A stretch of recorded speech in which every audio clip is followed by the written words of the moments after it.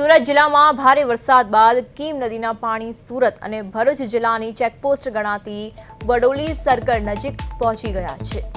Olpad Kim state highway 65 પર નદીના પાણી ફરી વળતા વાહન વ્યવહાર પ્રભાવિત થયો છે। સુરક્ષાની દ્રષ્ટિએ હાંસોટથી ઓલપાડ અને સુરત તરફ જતા તેમજ ઓલપાડ હાંસોટ માર્ગને હાલ બંધ કરવામાં આવ્યો છે।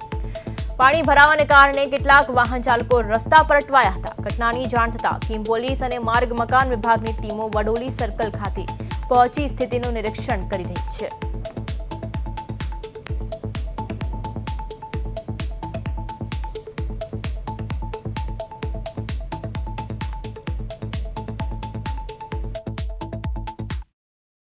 ઉપરવાસમાં ભારે વરસાદના કારણે કીમ નદી બે કાંઠે વહી રહી છે। કીમ નદી જોખમી રીતે વહી રહી છે। આ જે દ્રશ્ય છે કીમ ઓલપાડ તરફ જવાનો રોડ છે અને કીમ હાંસોટ તરફ જવાનો રોડ છે।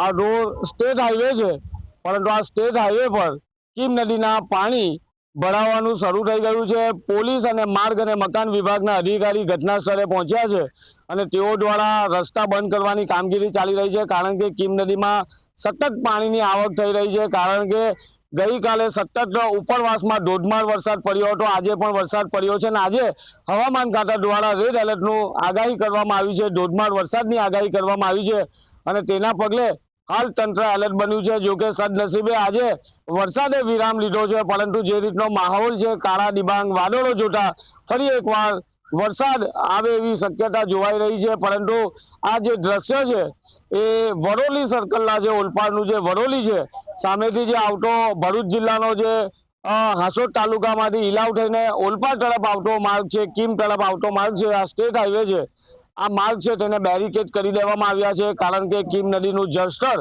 સતત વધી રહ્યું છે। તેના કારણે રસ્તા બંધ કરી દેવામાં આવ્યા છે।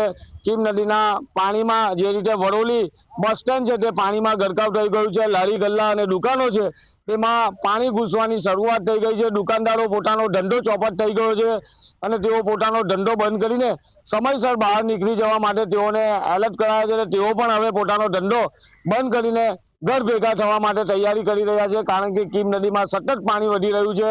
પોલીસ તંત્ર છે તે વડોલી સર્કલ પર ગોઠવી દેવામાં આવ્યા છે, કારણ કે કીમ નદીના પાણી અચાનક વધી જાય અને જ્યારે લોકોને પાણીથી બચાવવાની પોલીસ છે તે તકેદારીના ભાગરૂપે કીમ પોલીસ અને માર્ગ અને મકાન વિભાગના અધિકારીઓ ઘટના સ્થળે પહોંચી ગયા છે અને તેઓ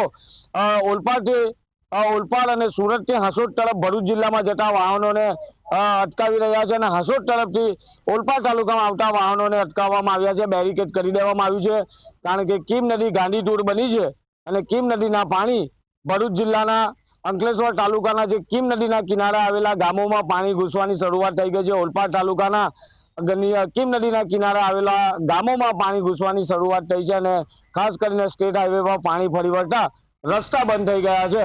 કિરણસિંહ ગોહિલ, પ્રદેશ 24 ગુજરાતી, સુરત।